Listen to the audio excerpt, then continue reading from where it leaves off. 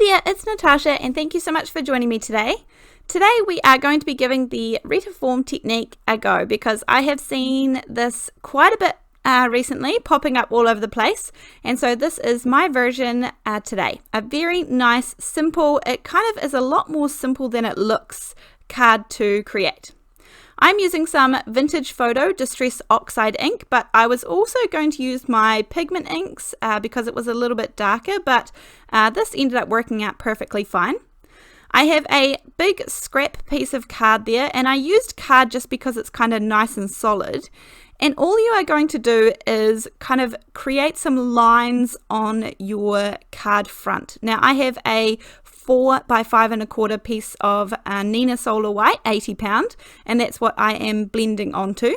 Now your blending does not need to be anything special. I found that I really needed to put no time into the blending at all because it becomes the background almost to what else is going on. So I just created these 3 angles kind of going across the card. There's no real rhyme or reason. We just want to create some sections to do stamping in. Then I'm going to go all around the outside here, and I've just put that piece of cardstock behind it to kind of be my catch it piece of paper. And again, I just am applying the same amount of pressure with the ink blending, and I found the finger dauber was really good for this one. Because my card panel was quite small, it meant that my little sections weren't going to be large. I know people often make kind of larger card fronts when it comes to this card, but I quite like the size that I make, but you can try any size out. I am going to say birthday wishes, and this is from one of the Kelly Create stamp sets. These are an incredibly affordable stamp set. It's a really good line of stamps. They are meant for practicing script brush lettering and things. However, these are great stamps, and I think she must have a 5 or 10 in the line that are kind of similar to this packet, and I have a few of those which I use endlessly. They are very, very affordable. So I just used my MISTI to stamp that one in some VersaFine Onyx black ink.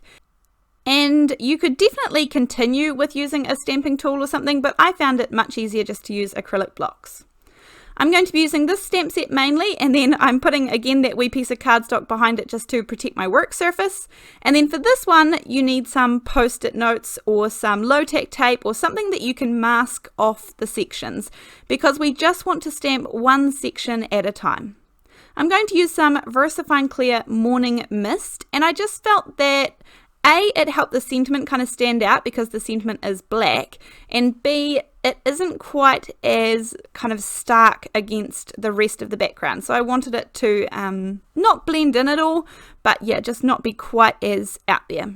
And kind of the point of this technique is in each section you want to come off the edge of the stamp all the time so that it kind of almost looks a little bit like quilting, or you want the edges to be nice and sharp and clean so that it feels like a different section or a different piece of paper.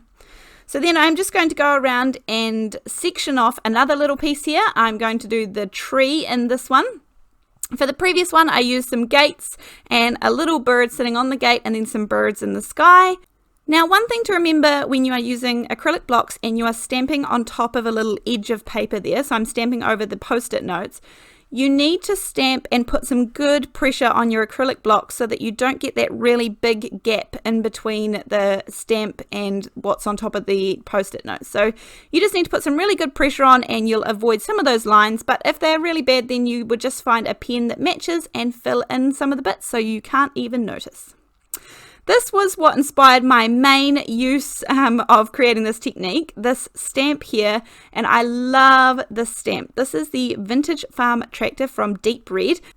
Now, I don't really have many red rubber stamps. I prefer the kind of clear acrylic or photopolymer stamps. However, this one, I just really love the image. And actually, I went on their website the other day and they're all really gorgeous. So I might get a couple more, but I just pressed nice and hard with this one again, and it stamps beautifully. The details in these stamps are really, really gorgeous.